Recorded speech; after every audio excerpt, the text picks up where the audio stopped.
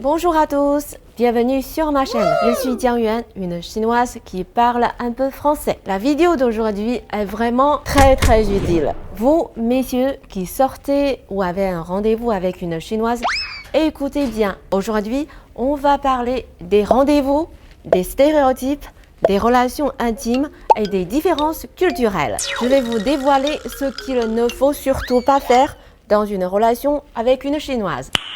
Nice. Mais avant de commencer, j'aimerais faire une déclaration. Tout ce que je vais dire dans cette vidéo, c'est basé sur mon expérience. Donc, ce n'est pas forcément vrai pour tout le monde. Si vous avez un autre avis, je vous invite à l'écrire dans les commentaires. Nous pourrons en discuter plus en détail. Alors, c'est parti. D'abord, on va parler des rendez-vous et des choses auxquelles faire attention.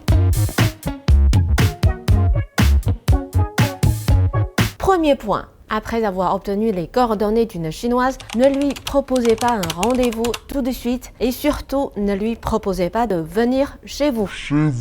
Sinon, elle risque de vous prendre pour quelqu'un qui veut seulement profiter d'elle. C'est quelque chose d'extrêmement important si vous voulez une relation sérieuse avec une chinoise. Il faut savoir qu'en Chine, il y a des étapes à franchir avant d'obtenir un premier rendez-vous. Par exemple, vous avez dragué une chinoise dans les rues de Paris et vous avez obtenu son numéro de téléphone.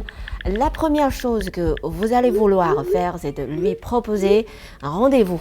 Mais les Chinoises n'aiment pas tellement cette façon de faire. Oh God, please, no! No! Elles préfèrent d'abord discuter par message. Alors, posez-lui des questions sur ce qu'elle aime et si le courant passe bien, peut-être qu'elle acceptera de vous rencontrer IRL. Combien de temps ça va prendre avant d'en arriver là? Une semaine? 2 semaines? Un mois? Ça dépend des gens. Nous arrivons au deuxième point. Ne décidez pas d'un rendez-vous le jour même à la dernière minute. Et évitez autant que possible un rendez-vous en soirée. En fait, en Chine, les gens ont une image stéréotypée des hommes étrangers. Ils pensent qu'ils sont très ouverts. C'est la chose la plus taboue dans une relation avec une chinoise. Croyez-moi, si vous voulez faire une bonne impression, ne lui proposez pas que des rendez-vous en soirée. Ah ouais? Il veut qu'on se rencontre en soirée. J'ai compris ce qu'il veut.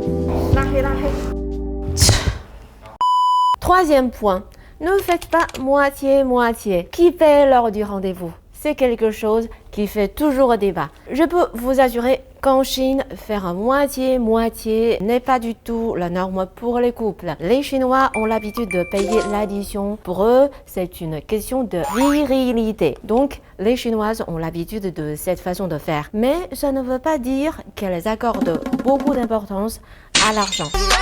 Elles n'ont pas besoin de se faire entretenir par un homme. Si ça se trouve, elles gagnent plus que lui. Par contre, elles aiment voir que l'homme en face d'elles semble être généreux et pas radin. Si vous ne pouvez pas comprendre cela, sachez quand même que c'est une habitude très ancrée dans la société chinoise. Mais c'est vous qui déciderez de comment faire pendant le rendez-vous.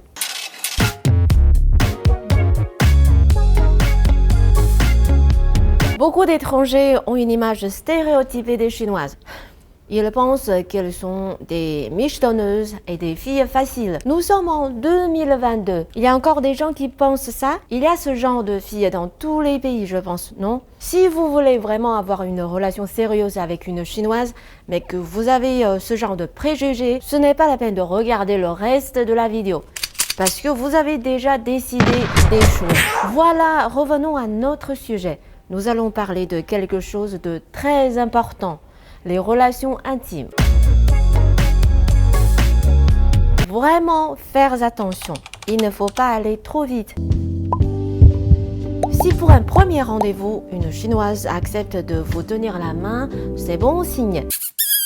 Mais si vous voulez l'embrasser et qu'elle vous rejette, ne soyez pas désespérés pour autant. C'est tout à fait normal vu son éducation. En Chine, l'éducation sexuelle est très différente de celle des pays occidentaux. De par la culture traditionnelle chinoise, nous sommes plutôt réservés en ce qui concerne la sexualité. C'est pour cette raison que les Chinoises ne vont pas avoir de relations intimes avec leurs petites amies trop tôt. Du côté des parents, c'est pareil. Ils ne parlent pas trop de sexualité à leurs enfants. Je suis sûre que toutes les Chinoises ont vécu ce qui suit. Maman, qu'est-ce qu'ils font là? Va faire tes devoirs dans ta chambre. Bon, si vous avez réussi à séduire une Chinoise, vous allez être maintenant confronté à un autre problème, les différences culturelles. Écoutez bien pour ne pas qu'elles vous créent de difficultés inutiles. Premièrement, il ne faut pas acheter de glace ou d'eau glacée à votre copine si elle a ses règles. Parce que les aliments très froids risquent d'accentuer les douleurs. Il y a plusieurs raisons qui expliquent ça. Un traitement, l'environnement, les habitudes.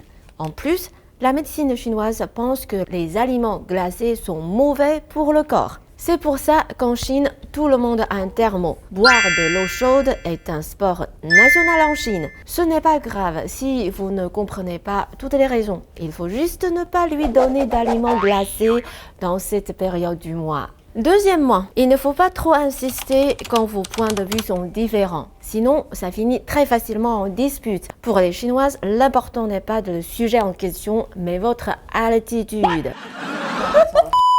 Mais votre attitude. Bien sûr, vous n'avez pas à être d'accord avec tout ce qu'elle dit, mais le mieux, c'est de changer de sujet subtilement pour éviter une dispute inutile. Croyez-moi, les disputes, c'est fatigant et ça ne vaut pas le coup. Voilà, c'est tout pour cette vidéo. J'espère qu'elle vous a plu. Si c'est le cas, n'oubliez pas de mettre un pouce bleu, de partager et de donner votre avis dans les commentaires. Ça m'aide vraiment beaucoup. Je reverrai des vidéos de ce genre, alors si vous aimez, abonnez-vous à ma chaîne pour ne rien rater. À la prochaine!